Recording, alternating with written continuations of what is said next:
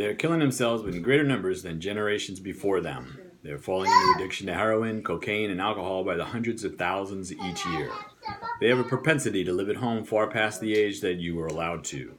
Many of them have been saddled with obscene debt for an education they had to purchase from organizations whose only motive seems to have been to send them a bill rather than give them the tools and information they need to survive, much less succeed. If they were not born perfect and need assistance either medically, educationally, or just personally, they have been put into the position of being dependent upon you, others, for the rest of their lives, as if they were not equal to us all and deserving of all the good things we can provide to them. Who are they? They are our children.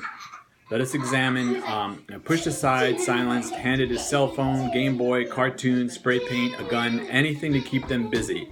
Unlike the old saying that children should be seen but not heard, this world has pushed them even further and made it children may be around here somewhere, but as long as they're quiet, who cares? The spillover into adulthood is alarming. Let us examine briefly the attitude of adults today towards these children and young people. The theme is the idea that because they are young, they have a natural inclination to know everything there is to know about electronic devices, software, networks. How are they supposed to behave independently and together, as well as have a deeply seated knowledge of how to fix any of all of it at any time under any circumstance? At least one reader or listener right now might pause. Let's continue. The other day I was in a meeting with education professionals. We were deeply in conversation about how to share information, how to ensure it is correct, how to peel away the false and present the true. The conversation flipped at one point to what one does when your cell phone malfunctions. And your cell phone doesn't work. What do? Well, the topic came up as a result of his discussion regarding age and which population by age would be attracted to what type of media.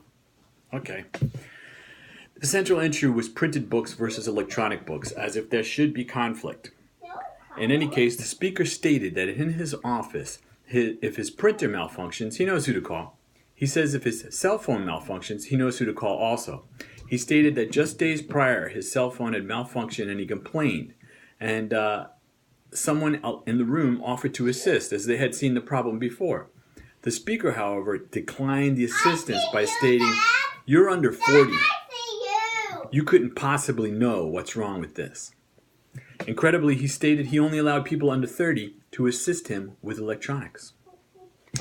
We'll skip the part how time passes, perhaps at different rates and in different circumstances all throughout the universe, and that if a 30-year-old is fortunate enough to live another 10 years, they also will be 40. I suppose at that time they will be considered ineligible to fix anything electronic that belongs to that speaker. Another example I have of this is rather unfortunate. I became aware of a company using a new and very expensive piece of equipment. The purchaser of the equipment did not know how to operate it, did not know what it was for, thought it looked great, had money available, and purchased it for the company. Much to his surprise, some coworkers and superiors started asking what it was and what it was used for. Lacking any business reason, or even the simplest business case for the thing, he turned it over to a subordinate who, even though he was under 30, was completely unfamiliar with the device. The work of the workers who would be using it and was apparently ignorant of the great disservice he had just been subjected to. Didn't even realize that he'd just gotten the short end of the stick. Now let's skip the part where the clever executive uses the unwitting underling to do his job for him, okay? And head right to the remark made by the worker who got stuck with this behemoth. He said, "I was told by the manufacturer that this device is so complex and new, it is very hard for people to accept and adapt to it." He said that they have found it mostly the younger workers end up using it because they understand it. Woo, that is a fairly serious set of confused statements.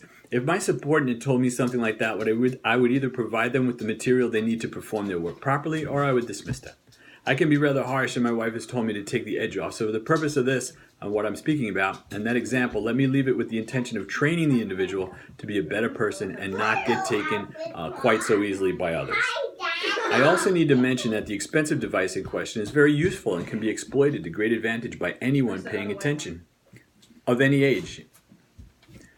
Let us work towards the last part of this item by considering a personal and positive experience I had and which led me to write this. I attended a demonstration of advanced technical equipment designed to provide information, communications, and automation wirelessly through cable and control by touch, voice, and other inputs. Keyboard, mouse. Here's two. looks like Hey, a giant hamster. I was intimidated. The demonstrator directed us all to log into his system and work along behind him, follow along behind him as he provided his demonstration. So do the things that he said he was doing on our devices. He worked through 12-foot-tall touchscreen, wireless telephony, overhead projectors, three-dimensional imaging, video recording, and lots of other stuff. It was totally awesome. I followed along behind him, replicating what he did on each device he demonstrated and discovering new things as I did so. I was having fun. In a few seconds, I was having the fun. Back in the saddle again. Yeehaw! A real data cowboy. When the demonstrator got to the end of his demonstration, he turned to the screen he started from. It'll be just a minute, okay? When he got to the end of his demonstration, he turned to the screen he started from and became quiet.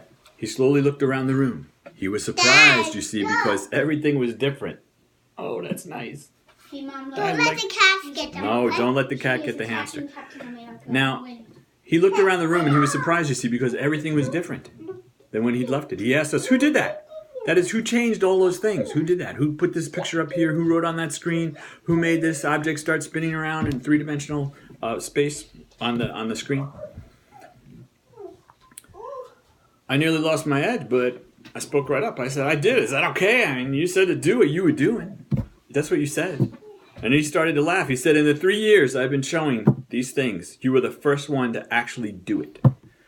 I'm not bragging, though I was definitely cool right then. Woo! The room was filled with people of all ages, but no one interacted with the devices in the manner that they were presented. The final point I have to make comes from the words of that presenter. He said at the end that he needed to communicate something to us of very great importance, and I'm going to give that to you right now.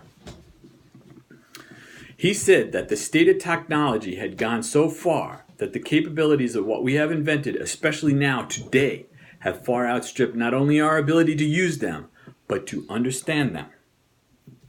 Now, you can confirm for yourself easily through conversation or personal research.